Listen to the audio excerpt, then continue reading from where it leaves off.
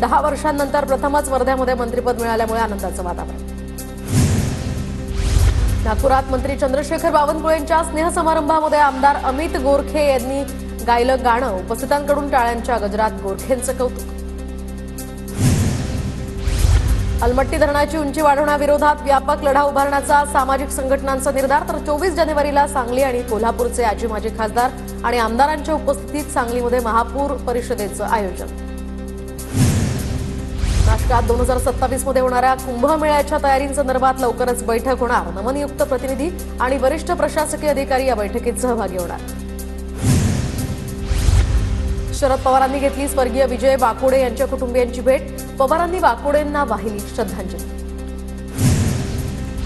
बीडमधील सरपंच संतोष देशमुखांच्या हत्येच्या निषेधार्थ बारामतीमध्ये शोकसभेचं आयोजन। आरोपींना शिक्षा न झाल्यास रस्त्यावर उतरणार।